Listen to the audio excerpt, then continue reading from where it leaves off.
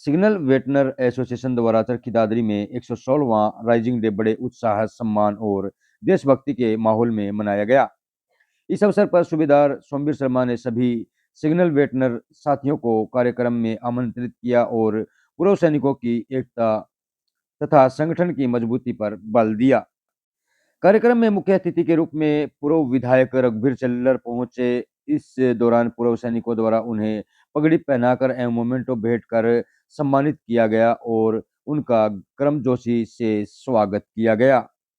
कार्यक्रम की शुरुआत देश के लिए सर्वोच्च बलिदान देने वाले वीर शहीदों को श्रद्धांजलि अर्पित करने के साथ हुई। सभी उपस्थित पूर्व सैनिकों एवं सदस्यों ने 2 मिनट का मौन रखकर शहीदों को नमन किया और उनके बलिदान को सदैव स्मरण रखने का संकल्प लिया। अपने संबोधन में पूर्व विधायक रघुवीर चिल्लर ने कहा कि उन्हें सेना में सेवा करने का अवसर मिला और उसके बाद क्षेत्र की जनता तथा पूर्व सैनिकों ने उन्हें विधायक बनाकर सम्मान दिया। उन्होंने कहा कि अपने कार्यकाल के दौरान यदि कोई भी सैनिक या पूर्व सैनिक किसी कार्य के लिए उनके पास आया हो और उनका काम नहीं हुआ, ऐसा उन्हें याद नहीं है। उन्होंने आश्वासन दिया है कि भविष्य में भी सैनिकों और पूर्व सैनिकों के सम्मान एवं उनके हितों के लिए वे सदैव तत्पर रहेंगे, उनके साथ खड़े रहेंगे।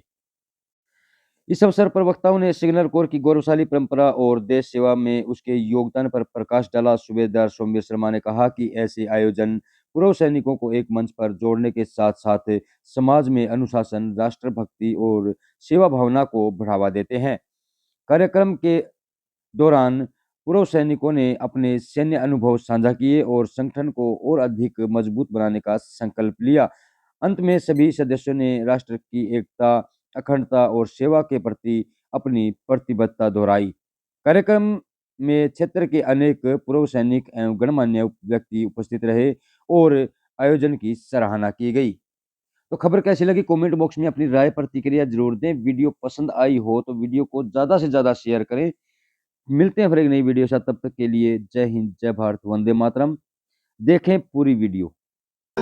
इसलिए इनको सम्मानित करता हूँ। बाकी जितने भी अपने अतिथि हैं, मैं अनुरोध नहीं करता हूँ सबकी तरफ से बार बार बातें करता हूँ कि कम से कम 1 घंटा में आपको छोड़ेंगे नहीं। लेकिन कर्नल साहब की मजबूरी है कि इन्होंने कोई बहुत ही जरूरी किसी काम से ले जाना पहले था, लेकिन फिर भी हमारे पास आए हैं। कण कण का सदुपयोग, कण कण का सदुपयोग 80 पार के हैं ये साहसी वीर। कण कण का सदुपयोग 80 पार के हैं ये साहसी वीर। उत्तम भाव भविष्य इनका ऐसा गति है, इनकी भाग्य की लकीर। सर्वगुण संपन्न है हमारे कर्नल रघुवीर। मैं कर्नल रघुवीर साहब को मंच पे आमंत्रित करता हूं और मैं मेरी कार्यकारिणी को निवेदन करता हूं कि उनको सम्मानित करें और उसके बाद कर्नल रघुवीर साहब के 2 शब्द मंच पे हमको शुभकामना के रूप में हमें दें, ताकि हमें लगे कि हमारा अपनापन और एक फौजीपन और एक नेतापन जब तीनों इकट्ठे होते हैं तो आगे का रूपरेखा के साथ हम झूमे भी गए, गाए भी गए। इनका आशीर्वाद से मैं पुनः कर्नल साहब को मंच पे आमंत्रित करता हूं। तो साथियों, आप लोग उस कोर ऑफ सिग्नल्स में रहकर के आए हो, इसलिए मैं आपको सलाम करता हूं। आप इस कोर ऑफ सिग्नल के जितने वेटरन यहाँ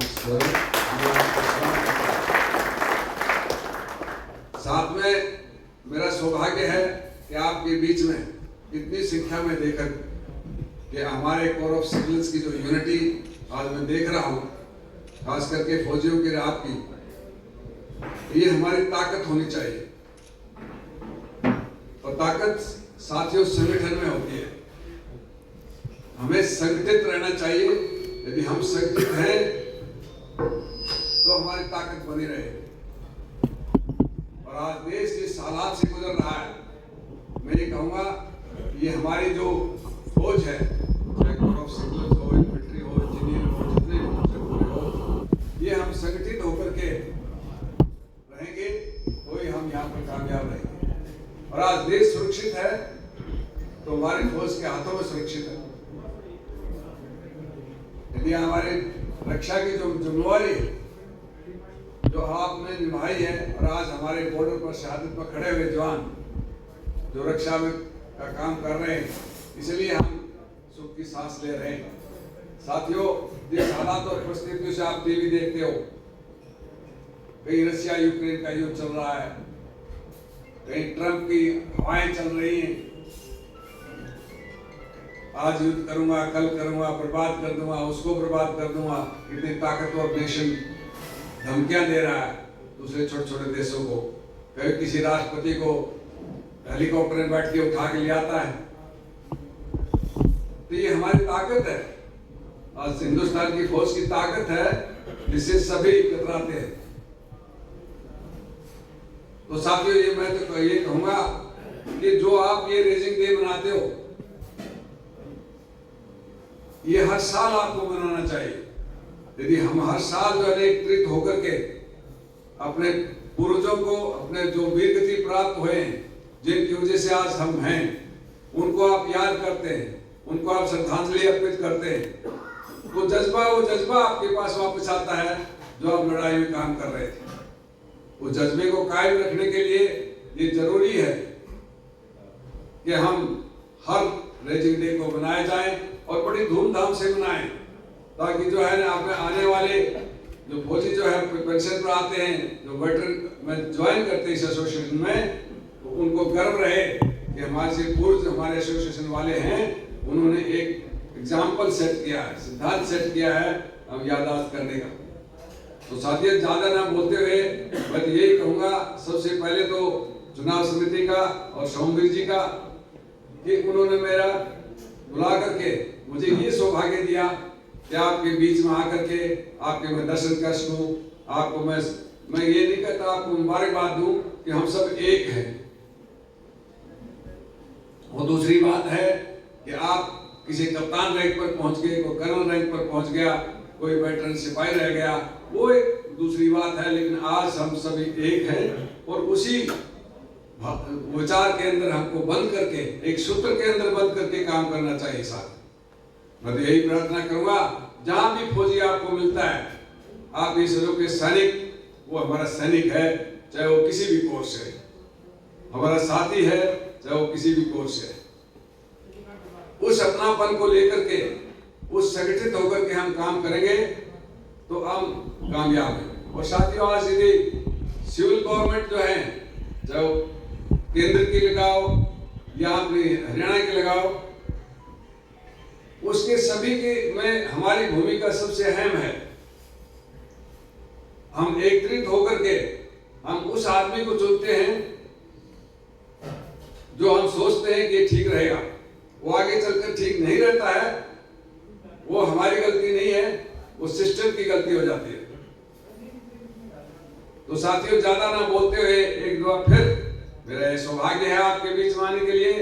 जितने भी यहाँ उपस्थित हैं हमारे ऑफिसर साहिबान, जेसीओ साहिबान और हमारे वीर योद्धा जवान साहिबान, उन सभी को मैं मुबारकबाद देता हूँ और भगवान से दुआ करता हूँ कि आने वाले समय के अंदर ये आप सभी वेटरन की लंबी उम्र हो, ताकि आने वाले हमारे फौजी उनको आप विचार दे सको, उनको गाइड कर सको, या मैं ये कहूँगा कि आपसे वो कुछ सीख सकें।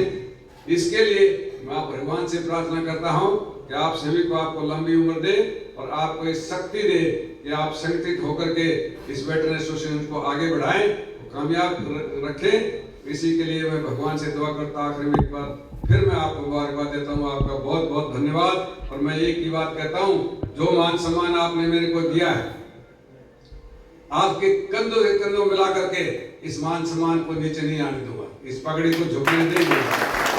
ये मेरा वादा आपसे, और आपने देखा भी होगा, मैंने आप लोगों के साथ भी काम किया, सिविल में भी काम किया, चेयरमैन भी रहा, एमएलए भी रहा, लेकिन मैंने अपना स्वभाव वही रखा जो एक सिपाही भर्ती हुआ था। मैं भी आपकी तरह एक सिपाही भर्ती होकर के मैंने कमीशन लिया है। तो मैं हर रैंक से, जो दूसरी बात है कि मैंने सिपाही के रैंक में 2 या 3 साल सर्विस की, लेकिन उससे लेकर के आगे बढ़ करके आप लोगों ने मेरे को एमएलए बनाया, चेयरमैन रहा, और मेरा एक ही रहा, मेरे को जब भी कभी आप कोई सैनिक मिला होगा किसी भी काम के लिए, मेरे ख्याल में कभी वो निराश नहीं हुआ होगा।